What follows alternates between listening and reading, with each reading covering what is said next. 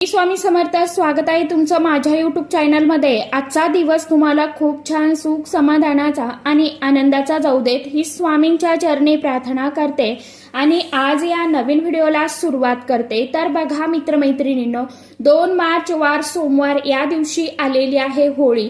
होळी हा सण जो आहे तर तो अतिशय अत्यंत महत्त्वाचा मानला जातो। या पौर्णिमेला हुताशनी पौर्णिमा या नावाने सुद्धा ओळखलं जातं। या हुताशनी पौर्णिमेचा प्रारंभ जो आहे ना तर तो 2 मार्चला सायंकाळी 5:56 सुरू होणार आहे आणि समाप्ती ही 3 मार्चला सायंकाळी 5:30 होणार आहे।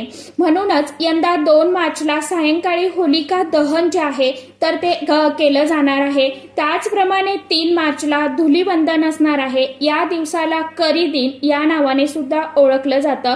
परंतु यंदा 3 मार्चला धुलीवंदनच्या दिवशी वर्षातील पहिलं चंद्रग्रहण सुद्धा आलेलं आहे आणि हे चंद्रग्रहण आपल्या भारतामध्ये सुद्धा दिसणार आहे। त्यामुळे या दिवशी आपल्याला काही महत्त्वाचे नियम जे आहेत तर ते आवर्जून पाळायचे आहे।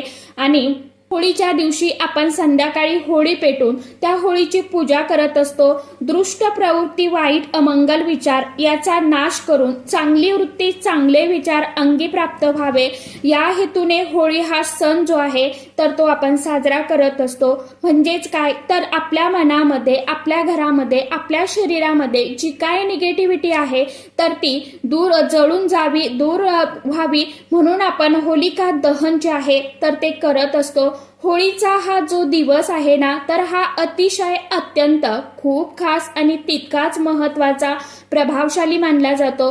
होळीचा दिवस आपल्या आयुष्यातील दुःख, गरिबी, दारिद्र्य, संकट, वाईट शक्ती, नकारात्मक ऊर्जा, आजारपण दूर करण्याचा खूप प्रभावी दिवस मानला जातो।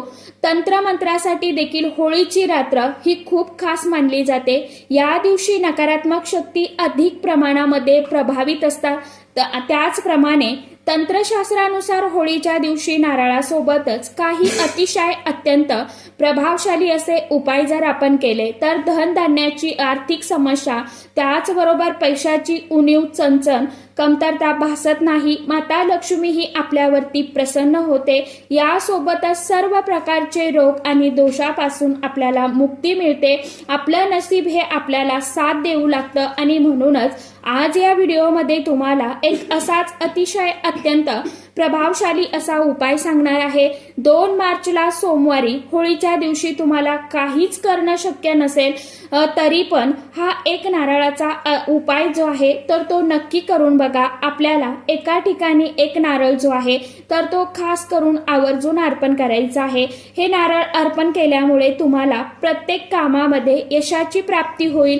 घरातील जी काय नजरबाधा आहे, इडापिडा आहे, वाईट बाधा आहे, ती भांडणे आहेत तर ती दूर होऊन कर्जातून मुक्ती मिळेल। माता लक्ष्मीच्या कृपेने वर्षभर आर्थिक भरभराट होऊन तुमच्या मुलांची, पतीची, कुटुंबाची भरभरून अशी प्रगती होईल।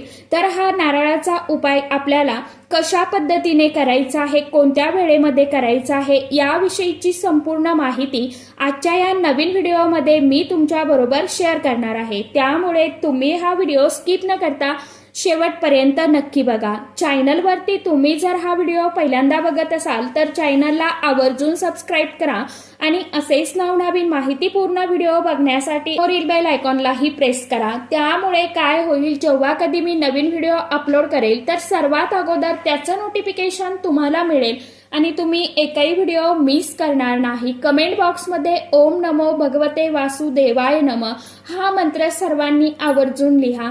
तर बघा मित्रमैत्रिणींनो, तुम्हाला मी जो उपाय सांगणार आहे तर हा उपाय आपल्याला सोमवारी होळीच्या दिवशी संध्याकाळी करायचा आहे। बघा, संध्याकाळी अगदी 6 नंतर रात्री 12 वाजेपर्यंत तुम्हाला जर शक्य होईल त्यावेळी तुम्ही हा उपाय जो आहे तर तो नक्कीच करू शकता।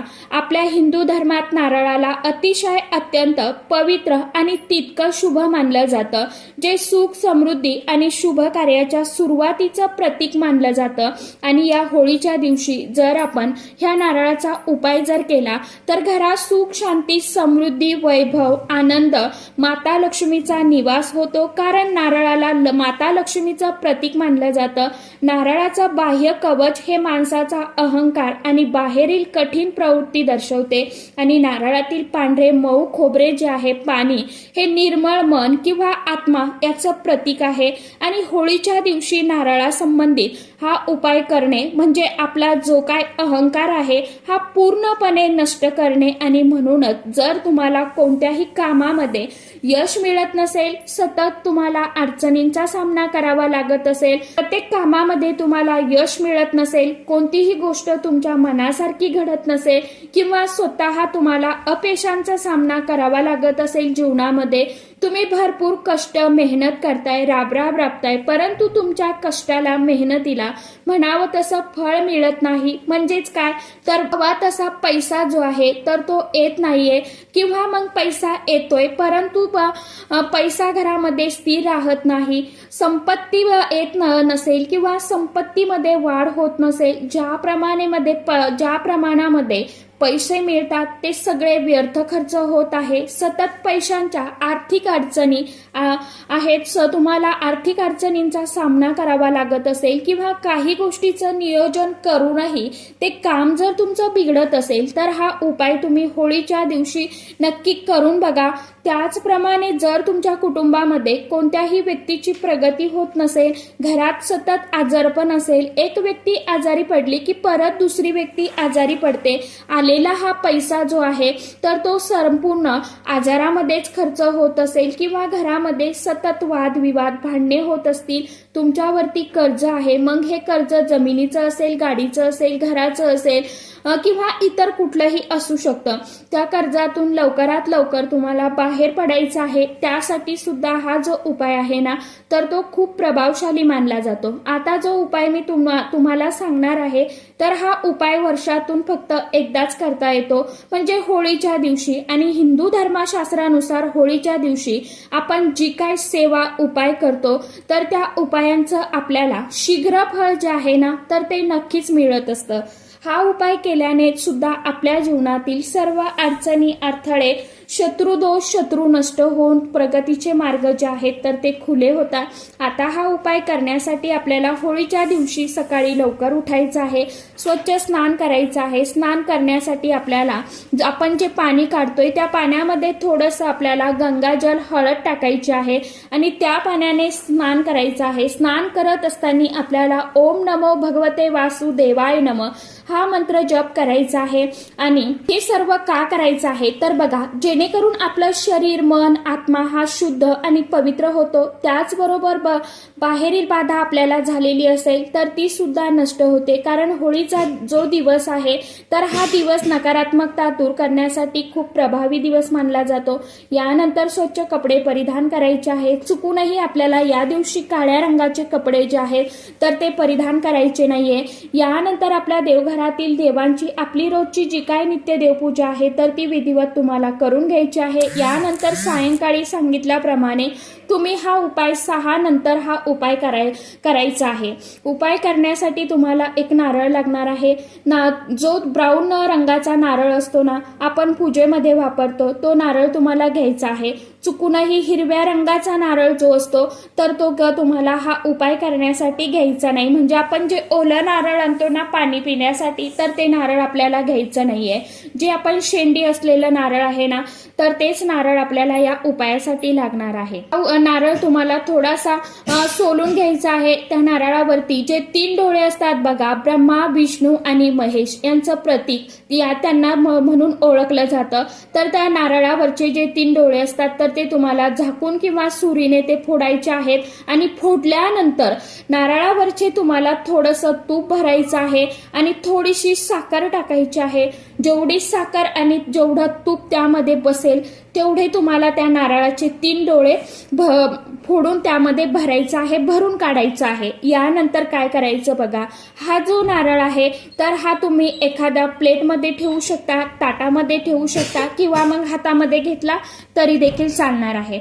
आपल्या घरातील प्रत्येक व्यक्तीवरून तुम्हाला डोक्यापासून ते खाली पायापर्यंत असं 7 वेळा तुम्हाला उतरून घ्यायचं आहे. आणि नारळ हातात घेतला आहेत आणि नारळाची शेंडी ही समोरच्या व्यक्तीकडे राहील अशा पद्धतीने हा नारळ तुम्हाला उतरून घ्यायचा आणि घरातील प्रत्येक व्यक्तीवरून तुम्हाला उतरवायचा।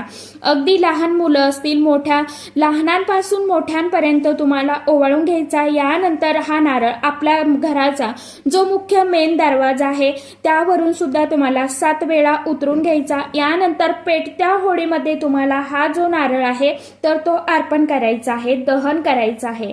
जर तुमच्या घरीच तुम्ही छोटी मोठी होळी पेटवत असाल त्यामध्ये तुम्हाला हा नारळ टाकून द्यायचा आहे किंवा तुमच्या घराच्या आजूबाजूला मंदिराजवळ जिथे कुठे होळी असेल तिथे तुम्हाला हा नारळ टाकून द्यायचा आहे, अर्पण करायचा आहे। फक्त तो नारळ परत उचलायचा नाही किंवा आपण चुकून देखील खायचा नाही, तो संपूर्णपणे आपल्याला जळून द्यायचा आहे त्या होळीमध्येच। आता हा नारळ टाकल्यानंतर होळीला तुम्हाला अर्पण केल्यानंतर त्या होळीभोवती तुम्हाला 11 प्रदक्षिणा करायच्या आहे। प्रदक्षिणा केल्यानंतर दोन्ही हात जोडून तुम्हाला होलिका मातेला मनोभावे प्रार्थना करायची आहे की माझ्या घरातील जे काही संकट आहे, नकारात्मक ऊर्जा आहे, ज्या काही अडचणी अडथळे आहेत, दुःख आहेत, माझ्या कुटुंबामध्ये जी काय वाईट बाधा आहे तर ती दूर होऊन माता लक्ष्मीची कृपा सदैव आमच्या कुटुंबावरती राहू दे। आमच्या घरातील सर्व अडचणी समस्या ज्या आहेत तर त्या दूर होऊ दे। घरामध्ये कधीही अन्नधान्याची उणीव, चणचण, कमतरता भासू देऊ नको अशी मनोभावे तुम्हाला होलिका मातेला प्रार्थना करायची आहे। अशा पद्धतीने तुम्हाला आपल्या कुटुंबाची प्रगती होण्यासाठी, आपल्या घरातल्या व्यक्तींना लागलेले दोष हे नष्ट होण्यासाठी, घरात असलेली नकारात्मक ऊर्जा, वाईट बाधा, इडापिडा हे दूर होण्यासाठी हा उपाय तुम्हाला 2 मार्च वार सोमवारच्या दिवशी संध्याकाळी करायचा आहे।